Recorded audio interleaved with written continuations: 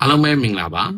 ဒေါက်တာစိုးတရားမောင်အသေးစိတ်ပညာ page ကနေပြီးတော့ပြန်လဲကြိုဆိုပါတယ်ကျွန်တော် page ကနေပြီးတော့ကျွန်တော်စာတွေလည်းမရေးပြည့်ကျွန်တော်ဗီဒီယိုတွေလည်းမတင်ပြတာတော်တော်လေးကြာသွားပါတယ်ဘာလို့ကျွန်တော်ဒီကြားထဲကျွန်တော်နည်းနည်းလေးအလုပ်ရှုပ်နေတာရောပြီးတော့စိတ်အောင်အပြောင်းလဲနေဆိုတော့ကျွန်တော်တော်တော်လေးမအားတဲ့အတွက်ကြောင့်ကျွန်တော်ဒီဘက်ကိုကျွန်တော်မလဲပေးပြဘူးပေါ့နော်အဲ့တော့အားလုံးအရင်တော့သိပြီးသားလူတွေတော့လည်းရှိမယ်မသိတဲ့လူတွေလည်းရှိနိုင်တာပေါ့နော်အဲ့တော့ကျွန်တော်တို့လောလောဆယ်ဟောင်ကောင်ပေါ့နော်ဟောင်ကောင်မြို့က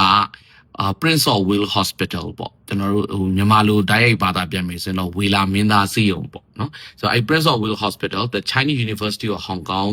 အောက်ကကျွန်တော်တို့အစာဦးလမ်းကျောင်းနဲ့အသေးယောဂဌာနမှာကျွန်တော်လက်ရှိသူတို့ရဲ့ဌာနမှာသူတို့ဝင်ရောက်ပြီးတော့ကျွန်တော်အလုပ်လုပ်လျက်ရှိပါတယ်အဲ့တော့ဒီနေ့ကျွန်တော်ပြောပြမယ့်အကြောင်းအရာပေါ့နော်အဲ့တော့ဒီအပိုင်းထဲမှာကျွန်တော်အတွေ့အများတယ်ကျွန်တော်လူနာတွေထဲမှာကျွန်တော်တွေ့ရတဲ့ကိစ္စလေးကိုကျွန်တော်နည်းနည်းအားလုံးလေးလိုက်နာလို့ရအောင်ကျွန်တော်မျှဝေပေးမှာဖြစ်ပါတယ်အဲ့တော့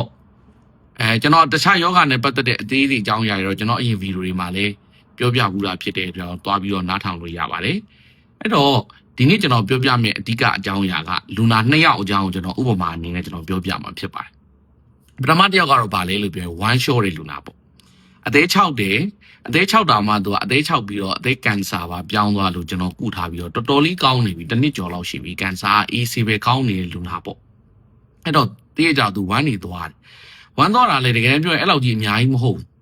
ဒါပေမဲ့1သွားတော့သူစိတ်ပူတဲ့အခါကျတော့စိတ်ုံသွားလိုက်တယ်အဲ့မှာမှစပြဿနာတက်တာဘာလဲလို့ပြောရင်စိတ်ုံရောက်တဲ့အခါမှာကျွန်တော်တို့က1သွားတာများတယ်ဆိုပြီးတော့ drip တွေချိတ်တယ် drip တွေဒဇက်တိုက်တွေချိတ်ဒဇားရည်တွေတိုက်ပေါ့အဲ့တော့လူနာကတော့ကျွန်တော်အမြဲတမ်းပြောနေတဲ့စကားတစ်ခုရှိပါတယ်လူနာကတော့ဘာမှသိပ်ပြီးတော့ဘာမှကျမကြီးနဲ့ပတ်သက်တဲ့ဟာဘာမှမသိတာမသိတဲ့အခါကျတော့ तू ကဒီဆရာဝန်တွေလောက်တာဒီဆေးရုံကဆရာဝန်တွေလောက်တာတော့ तू ခံလိုက်ရတာပေါ့နော်အဲ့တော့ကုသမှု तू ယူလိုက်ရတာပေါ့ဒါပေမဲ့ကျွန်တော်ကဘာလို့ဒီအကြောင်းကိုပြောပြလဲလို့ပြောရင်အဓိကကိုဒီယောဂတစ်ခုခုနလိုအသေး6ယောဂရှိတယ်အသေးနဲ့ပတ်သက်တဲ့ဒီလိုမျိုး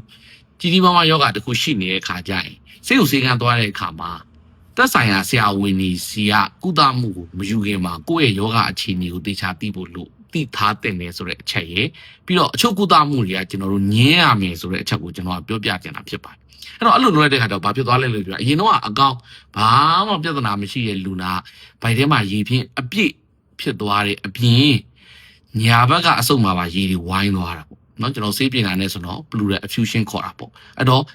့ဝမ်းလေးနဲ့ရှော့လို့သွားပြရနေဆေးုံကြီးတက်လိုက်ရပြီးတော့ဆေးုံမှာတော်တော်ကြာတဲ့အထိတော်တော်လေးနဲ့မစင်းရဘဲနဲ့ကျွန်တော်တို့အဆုတ်ကိုပိုက်တွေပါနေရေထုတ်တဲ့ပိုက်တွေပါနေတော်တော်ကြာနေလိုက်ရတယ်ပေါ့ဒါတော့မှပဲကျွန်တော်ပြောရရင်တော့သူ cut the story short ပေါ့နော်ဇလန်တူပြောရရင်တော့လူနာနောက်ဆုံးကျွန်တော်နဲ့ပြန်ပြတော့အခုတော့နည်းနည်းပြန်တက်တာလာပြီးရေတွေလည်းတော်တော်ပြန်ရော့သွားပြီအဲ့တော့ဒီနေရာမှာကျွန်တော်ပေးခြင်းတဲ့အဓိက message ကဘာလဲလို့ပြောရင်အသေး6တယ်နာတာရှိအသေးယောဂရှိတဲ့သူတွေအသေးကန်ဆာယောဂရှိတဲ့သူတွေဒီဓာတ်စားရည်ရဲ့ပြီးတဲ့အခါကျတော့ခုနပြောတဲ့ဒီကျွန်တော်တို့မြန်မာလိုပြောရင်တော့စီလိုင်းတွေပေါ့နော်ကျွန်တော်တို့ဒီ plane ကြီးတွေပေါ့အသက်ကုန်ချိတ်လို့မရပါဘူးဒါကကျွန်တော်အရေးကြီးဆုံးအချက်ဖြစ်ပါတယ်အဲ့တော့သက်ဆိုင်ရာစေကံသွားရင်လေကျွန်တော်ကျမတို့ရဲ့ဆရာဝန်ကမှားထားပါတယ်အခုလိုမျိုး one show ရင်ဒီဇိုင်းမတော့ရဘူးဒီလိုမျိုးစေး plane ကြီးတွေမချိတ်ရဘူးလို့မှားထားပါတယ်ဆိုတဲ့အကြောင်းပြောဒီကာလနည်းနည်းလေးယာတီအကူအပြောင်းနဲ့ဖျားကြနာကြတဲ့သူတွေများကြတော့ခုနလိုမျိုး one show တာတွေဖြစ်နိုင်နေနော်အန်နာတွေဖြစ်နိုင်နေအဲ့တော့တာမန်လူဝမ်းချောတာအန်နာပုံစံမျိုးကုရမယ်ဟာနဲ့ကျွန်တော်အသေး6လူနာမှာကုရမယ်ပုံစံနဲ့မတူပါဘူးဒါတော့ကျွန်တော်လူနာတွေကိုကျွန်တော်ပေးချင်တဲ့ message ကအသေး6ပြီလို့သိထားတယ်ဆိုရင်နော်သစားရည်တောက်ချင်းနော်ပြီးတဲ့အခါကျတော့ပလင်းကြီးတွေအများကြီးချိန်ချင်းကိုလုံးဝရှောင်ကျင်ဖို့လိုပါတယ်အဲ့တော့ဘာလို့ရမလဲလို့ပြောရင်တော့အကောင်းဆုံးကတော့ကိုယ်နဲ့ပြနေတဲ့သက်ဆိုင်ရာအသေးဆရာဝန်နဲ့အမြန်ဆုံးပြန်ပြတင်တယ်ပြန်ပြသိပြီးတော့ကိုကဓာတ်ဒီအသေးဆရာဝန်ဘက်ကပြောတဲ့ညွှန်ကြားချက်အတိုင်းကိုလိုက်နာပြီးတော့ကျွန်တော်တို့ဘလို့ပုံစံတွေဝိုင်းချော်တာများရင်ဘလို့ပန်လုပ်မယ်ဗာဆေးတောက်မယ်ဆိုတာကိုကျွန်တော်တို့ကပြန်ပြီးတော့လိုက်နာသိတယ်ပေါ့ဒါကပြောမယ်ဆိုရင်တော့တကယ်တမ်းပြောရင်တော့လူနာရဲ့အမားတော့100%တော့မဟုတ်ပေမဲ့ဒီအချိန်မှာကျွန်တော်တို့နည်းနည်းလိုက်နာသိတဲ့သိထားတဲ့အချက်တစ်ခုကိုကျွန်တော်ကသတိမူစေဖို့အတွက်ကျွန်တော်ပြောပြတာဖြစ်ပါတယ်ဒုတိယအချက်ပါဒီဟာဒီကအရန်ဖျားကြပါတယ် ဖျားတာမှတော်တော်ဖျားပါတယ်နော်ဟိုဖျားတယ်ကျွန်တော်တော့ပါသွားပါသေးတယ်ဖျားတာမှနော်ပါတော့ရာသီဥတုကအပြောင်းလဲဆိုကျွန်တော်ဆိုဦးရောက်နေတဲ့ဟောင်ကောင်မှာဆိုအရင်အေးတယ်အဲ့တော့ရာသီဥပြောင်းလဲမှာဖျားတဲ့အခါကျတော့ကိုရီပူတယ်ဖျားတယ်လို့ပြောရင်ကျွန်တော်အသေးရောဂါရှိတဲ့သူတွေဒီအကြိုက်ခဲပျောက်စေးနော်ကျွန်တော်တို့အကြိုက်ခဲပျောက်စေးကြီးကြီးမားမားကြီးကျွန်တော်လုံးဝသုံးလို့မရပါဘူး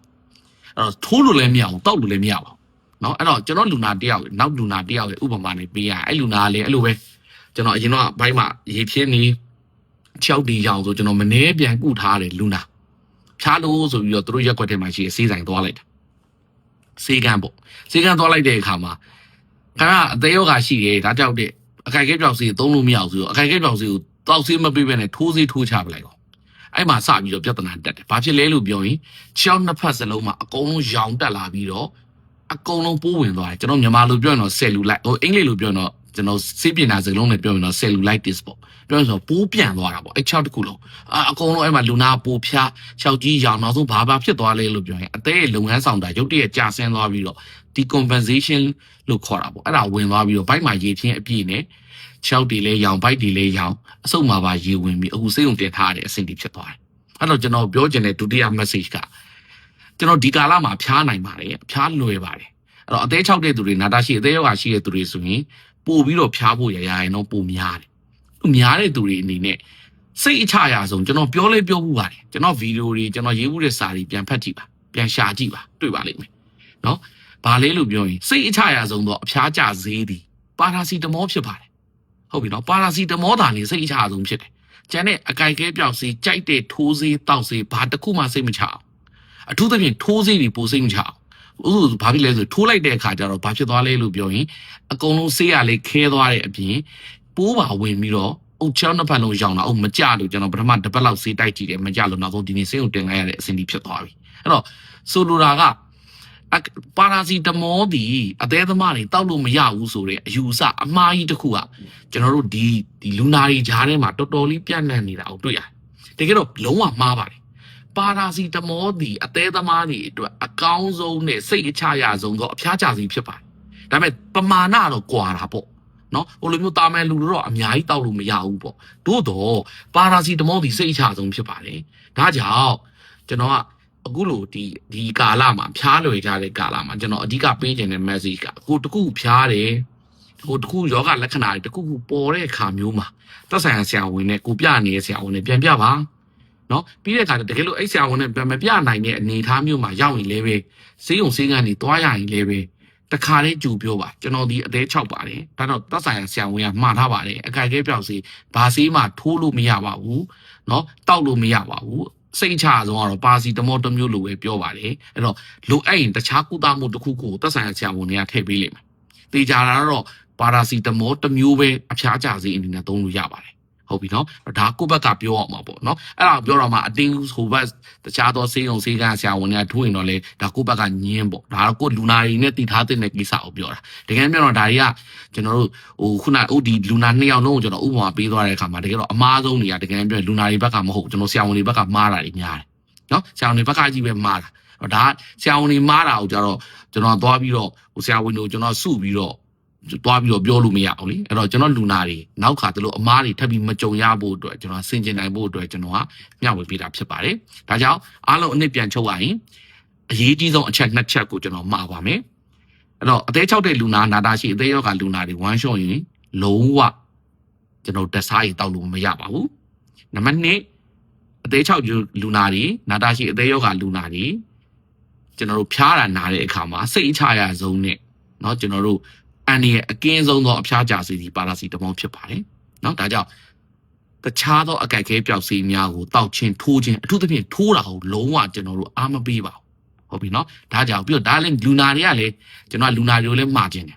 လူနာလည်းမြန်မာလူနာတွေကလည်းဟိုအများစုကဆေးထိုးမှကြိုက်တဲ့လူနာတွေရှိတယ်เนาะဒါကျွန်တော်ကိုယ်တိုင်ဆေးရုံဆေးကနေထိုင်နှုံးနေရပြောဆရာဆေးလေးမှမထိုးရင်ဟိုသူကသိပြီးတော့မကျေနပ်ဘူးပေါ့ဆရာဝန်ကဒါဆေးကူပေးလို့တော့မထင်သလားတော့မပြောတတ်ဘူးအဲ့တော့ဆေးလေးထိုးချင်တာဆရာရဲ့အဖျားကြဆေးလေးထိုးလိုက်တစ်လုံးလောက်ထိုးလိုက်ရင်ကောင်းအရန်သူက demanding ဖြစ်တယ်အဲ့ဒါကိုလည်းဆရာဝန်တွေကအလိုလိုက်တယ်ပေါ့ကျွန်တော်ကတော့ဘယ်တော့မှအလိုမလိုက်ဘူးလူနာကိုဘာလို့လူနာကောင်းကျိုးမဖြစ်နိုင်တဲ့ကိစ္စကိုကျွန်တော်ဘယ်တော့မှအလိုမလိုက်ဘူးဒါကြောင့်လူနာတွေအနေနဲ့လေဟ ဆေးထိုးလိုက်လို့အဖျားကျသွားမှာကိုကြည့်လို့မရဘူးဆေးထိုးလိုက်မှပိုဆိုးသွားမယ်အန်နေကြီးကိုပို့ပြီးတော့ကျွန်တော်တို့ကအရေးကြီးတယ်လို့ကျွန်တော်ကအမှားချင်ပါတယ်ဒါကြောင့်ကျွန်တော်ဒီဗီဒီယိုကြည့်နေတဲ့လူနာတွေထဲမှာဖျားနေတာပဲဖြစ်ဖြစ်ဝမ်းလျှောနေတာပဲဖြစ်ဖြစ်ကျွန်တော်အတိတစုံတရာရသွားမယ်လို့ကျွန်တော်မျှော်လင့်ပါတယ်အဲ့တော့ကိုယ်ပုံဝင်ခြင်းမှာအသေး6တဲ့လူနာတာရှိယောဂရှိတဲ့သူတွေအနေနဲ့ဒါလေးတွေကိုဆင်ခြင်လို့ရအောင်အတွက်အစစ်စစ်တယောက်နဲ့တယောက်ပြန်ပြီးတော့မျှဝေပေးလို့ရပါတယ်ကျွန်တော်နောက်ပိုင်းမှာတော့ကျွန်တော်ဒီ2026ထဲမှာပေါ့